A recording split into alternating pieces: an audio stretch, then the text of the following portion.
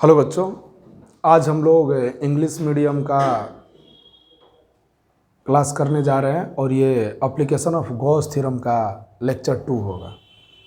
और इस लेक्चर में हम लोग सीखेंगे कि हॉलो स्फीयर के अंदर में इलेक्ट्रिक इंटेंसिटी क्या होगा और इस हॉलो स्फीयर के सेंटर पर इलेक्ट्रिक इंटेंसिटी क्या होगा, और साथ में हॉलो स्फीयर के लिए डिस्टेंस और इलेक्ट्रिक इंटेंसिटी के बीच ग्राफ कैसा होगा। 3 चीज़ें आज के क्लास में सीखने वाले हैं। हॉलो स्फीयर के अंदर में इलेक्ट्रिक इंटेंसिटी, हॉलो स्फीयर के सेंटर पर इलेक्ट्रिक इंटेंसिटी और ग्राफ। ये पूरा प्रोसेस आपको पता है हम लोग करते क्या हैं। पहला फ्लक्स का फॉर्मूला लगाते हैं, phi is equal to E cos theta. फिर गॉस थ्योरम लगाते हैं, summation of D phi is equal to 1/ε0 into Q। फिर दोनों को इक्वेट करते हैं, इक्वेट करने के बाद इलेक्ट्रिक इंटेंसिटी एक तरफ और बाकी सब एक तरफ। आ जाएगा आंसर। यही काम करना है। अरे आसान है, जानता है सब। लो, हम मान रहे हैं कि मेरे पास एक हॉलो स्फीयर है। हॉलो स्फीयर है जिसका रेडियस है कुछ है थोड़ा सा बड़ा। हम मान रहे हैं कि मेरे पास एक बहुत बड़ा हॉलो स्फीयर है, बहुत बड़ा। इसका रेडियस भी है कुछ। हम मान रहे हैं कि इसका रेडियस है यार। और भैया इस पे चार्ज प्लस क्यू दिया जा रहा है। प्लस क्यू चार्ज देंगे तो रिपल्सन के कारण टोटल प्लस क्यू चार्ज बाहर सरफेस की ओर रिपल्सन करके बाहर आ जाएगा। तो हम मान लेते हैं कि इस पे प्लस क्यू चार्ज दिया गया है। अब भैया इस प्लस क्यू चार्ज के कारण आपसे पूछा जा रहा है कि आप ज़्यादा दूर नहीं, इस हॉलो स्फीयर के अंदर में ही छोटा यार डिस्टेंस पर, और छोटके यार डिस्टेंस पर है जे पॉइंट P पर बताइए कि इलेक्ट्रिक इंटेंसिटी क्या होगा। बताइए कि इलेक्ट्रिक इंटेंसिटी क्या होगा। पॉइंट P पर बताइए इलेक्ट्रिक इंटेंसिटी क्या होगा। कैसे निकलेगा? तो आपको पता है कि जहां पर इलेक्ट्रिक इंटेंसिटी निकालना है, हम एक ऐसा गॉसियन सरफेस का इमेजिन करते हैं कि पॉइंट P उसी के सरफेस पर आ जाता है।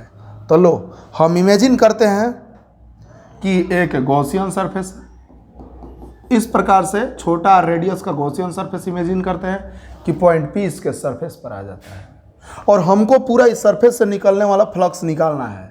कैसे निकलेगा? हम इस पूरा गॉसियन सरफेस को छोटा छोटा लाखों पार्ट में काट देते हैं और एक छोटा पार्ट से निकलने वाला फ्लक्स किसी भी तरीका से दिमाग लगा के निकाल लेते हैं और पकड़ के ऐड कर देंगे, जो आएगा वही आंसर। लो, हम मानते हैं कि ये सरफेस बहुत छोटा है। अगर बड़ा सरफेस को A से तो बहुत छोटा DA से, और surface is a vector quantity है, इसलिए इसका कुछ डायरेक्शन होगा इधर। मानता हूं बबुआ इसका डायरेक्शन है कुछ इनका। और चूंकि प्लस क्यू चार्ज है तो प्लस क्यू चार्ज के कारण इस पॉइंट P पर भी इलेक्ट्रिक इंटेंसिटी का डायरेक्शन होगा। तो सरफेस बहुत छोटा होने के कारण डायरेक्शन किधर हो जाएगा? इधर ही। जानते हैं आप कि होगा डायरेक्शन इधर। तो आसानी से हम लिख सकते हैं कि फ्लक्स एसोसिएटेड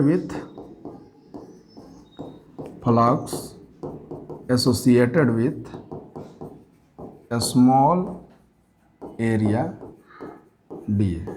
अभी छोटी चूंकि DA एरिया से कितना फ्लक्स निकलेगा? बबुआ फ्लक्स निकालने का फॉर्मूला बचपन से पढ़ते आए हो कि E cos थीटा। अगर एरिया बहुत छोटा तो फ्लक्स भी बहुत छोटा। D phi is equal to EDA cos theta. कौन दिक्कत है? अब थीटा का वैल्यू कितना? 0 डिग्री। तो d phi is equal to EDA cos 0। cos 0 का वैल्यू 1, तो d phi is equal to E into DA। बबुआ ही होती चूंकि सरफेस से निकलने वाला फ्लक्स आता ना, तो ये पूरा सरफेस से निकलने वाला फ्लक्स कितना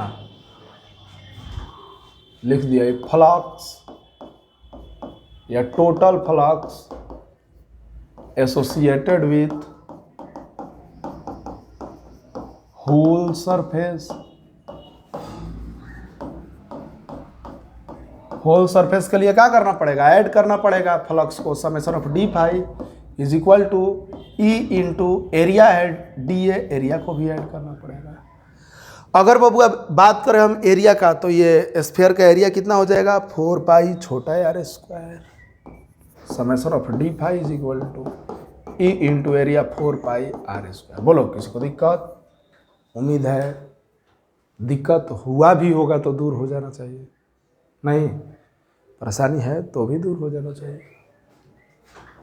अब क्या करें, पहला फार्मूला का काम हो गया। Now Gauss theorem, according to Gauss theorem क्या बोलता है भैया गॉस थ्योरम? गॉस थ्योरम बोलता है कि किसी भी क्लोज्ड सरफेस से निकलने वाला टोटल फ्लक्स 1/ε0। और क्लोज्ड सरफेस को देखो, इस क्लोज्ड सरफेस से निकलने वाला टोटल फ्लक्स 1/ε0, और इस क्लोज्ड सरफेस के अंदर जो भी चार्ज है बताओ तो, है क्लोज्ड सरफेस के अंदर कितना चार्ज है कौन चार्ज? सब तो बाहरी डांस कर रहा है। इस क्लोज सरफेस के अंदर कौन चार्ज है? नहीं है, जीरो। तो ये जब क्या लिख देंगे? जीरो। क्लोज सरफेस के अंदर कोई चार्ज नहीं है, तो summation of d∅ is equal to zero. Equation second. आप इक्वेशन फर्स्ट और सेकेंड को देखो, इक्वेशन फर्स्ट और सेकेंड को देखो, इस दोनों इक्वेशन का LHS इक्वल है, तो RHS अपना माने का हो जाएगा equal E into 4πr², zero. E is equal to 0/4πr²। Zero में कुछ वो से भागा दोगे तो कहा जाएगा? जीरो। तो E इनर जो है वो हुआ, अंदर में इलेक्ट्रिक फील्ड क्या होता है? जीरो। कोई भी हॉलो स्फीयर के कारण अंदर में इलेक्ट्रिक फील्ड हमेशा जीरो होता है, और जीरो होने के कारण ही एरोप्लेन वगैरह का शेप स्फेरिकल दिया जाता है, क्योंकि इलेक्ट्रिक इंटेंसिटी हॉलो स्फीयर के अंदर में जीरो, मतलब इलेक्ट्रिक लाइन्स ऑफ फोर्सेस पास नहीं करेंगे, इसका मतलब करंट पास नहीं करेगा। कितना भी आप एरोप्लेन पर ऊपर से करंट पटक दो, अंदर में कुछ प्रभाव नहीं पड़ेगा अंदर में, क्योंकि इलेक्ट्रिक फील्ड जीरो है। अंदर में इलेक्ट्रिक फील्ड जीरो है, कुछ नहीं होगा। इसी के बेसिस पर निकोलस टेस्ला साहब एक पिंजड़ा बनाए थे, जिस पिंजड़ा में उन्होंने बैठ गया, बोला कि बाहर से दो कितना भी करंट, उनको कुछ नहीं हुआ। बाहर से कितना भी करंट दिया गया उनको कुछ नहीं हुआ, क्योंकि जितना भी चार्ज दिया जा रहा था सब चारों बगल डिस्ट्रीब्यूट होकर रह जा रहे थे और उनको कुछ नहीं हुआ। तो अंदर में इलेक्ट्रिक फील्ड जीरो। अगर केस 4 का बात किया जाए बउआ इजे तुरंत, तो case 4 electric intensity at the surface of hollow sphere. तो चलो, तो अभी यहाँ पर हो आप, सॉरी सरफेस पर बोल रहे हैं, सेंटर पर निकालना हो electric intensity at the centre of sphere. अभी आप आर डिस्टेंस पर हो, आप यहाँ से सेंटर पर आ गए बउआ, तो सेंटर भी तो अंदर में ना है। जब अंदर में इलेक्ट्रिक फील्ड जीरो, तो सेंटर हो चाहे कहीं अंदर में इलेक्ट्रिक फील्ड कितना? जीरो। तो केस 4 में अगर बात किया जाए इस सेंटर का, तो सेंटर पर भी इलेक्ट्रिक फील्ड कितना होता है? जीरो। उम्मीद करते हैं कोई दिक्कत नहीं होना चाहिए। सेंटर पर बबुआ इलेक्ट्रिक फील्ड जीरो होता है, कोनो परेशानी ना। आप चाहे इसके बीच में ग्राफ देखना तो आप ग्राफ देख सकते हैं। आपको एक बात समझना होगा, ई आउटर जो आया इलेक्ट्रिक फील्ड 1/4πε0 Q/r², ई सरफेस जो आया 1/4πε0 Q/r², ई इनर जो इलेक्ट्रिक फील्ड आया जीरो आया, ई सेंटर जो इलेक्ट्रिक फील्ड आया ये जीरो आया। सेंटर पर इलेक्ट्रिक फील्ड जीरो, इनर में इलेक्ट्रिक फील्ड जीरो, सरफेस पर इतना और बाहर में इतना। ये 3-4 कंडीशन है। अब आप इसको आसानी से यहाँ पर थोड़ा सा देख सकते हो। ग्राफ इसके बीच में हम लोग कैसे खींचेंगे, देखो, अगर हमको ग्राफ खींचने का विचार हो तो इसमें आप देख सकते हो ग्राफ कैसे खींचाएगा। ये ग्राफ है एक्स एक्सिस और ये वाई एक्सिस, ये ओरिजिन है वो। चलो देखो, थोड़ा सा ध्यान से देखना। अगर आप सेंटर पर हैं तो इलेक्ट्रिक फील्ड कितना है? जीरो। अगर रेडियस आर का वैल्यू जीरो है तो इलेक्ट्रिक फील्ड भी जीरो। आप अंदर में आर का वैल्यू बढ़ भी रहा है तब भी इलेक्ट्रिक फील्ड जीरो। आर का वैल्यू बढ़ रहा है, अब बढ़ते बढ़ते जैसे ही रेडियस के बराबर हो रहा है तो उस कंडीशन में ये मैक्सिमम, और उसके बाद में ये आर का वैल्यू बाहर में कितना भी बढ़ाओ, जैसे ही इलेक्ट्रिक फील्ड रेडियस बढ़ाओगे इलेक्ट्रिक फील्ड क्या हो जाएगा, घटने लगेगा। तो इसी बेसिस पर हम इधर क्या कर रहे हैं कि डिस्टेंस को रिप्रेजेंट कर रहे हैं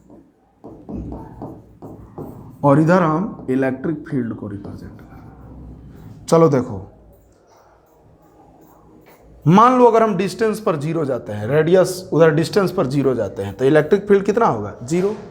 मतलब अगर आर का वैल्यू 0 है, इधर में 0 है, तो हमारा इलेक्ट्रिक फील्ड भी 0 होगा, यहीं पर होगा।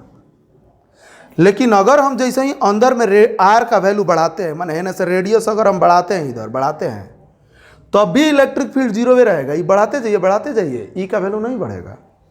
आप इसको बढ़ाइए, ई का वैल्यू नहीं बढ़ेगा।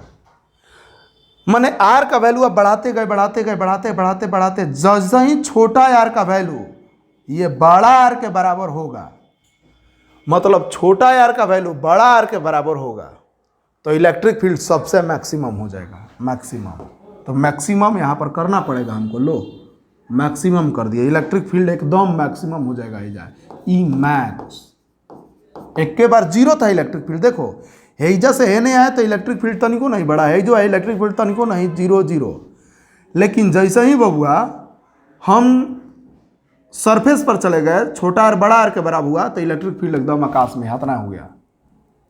अब जैसे जैसे बाहर में हम डिस्टेंस को बढ़ाते जाएंगे, आर का वैल्यू बढ़ते जाएगा, ई का वैल्यू घटते जाएगा। तो अगर हम आर का वैल्यू बढ़ा रहे हैं तो ई का वैल्यू धीरे धीरे घटेगा, ऐसे आकर पैरेलल हो जाएगा, क्योंकि ये कभी 0 नहीं होगा। अब देखो यहाँ पर आए, हाई आर का वैल्यू बढ़ा कि नहीं बढ़ा, देखो बढ़ गया इतना, तो देखो इलेक्ट्रिक इंटेंसिटी हाथना से घट के हाथना आ गया। यहाँ पर आए, आर का वैल्यू बढ़ा, इलेक्ट्रिक इंटेंसिटी घट गया। यहाँ पर आए, आर का वैल्यू और बढ़ा, इलेक्ट्रिक इंटेंसिटी और घटा।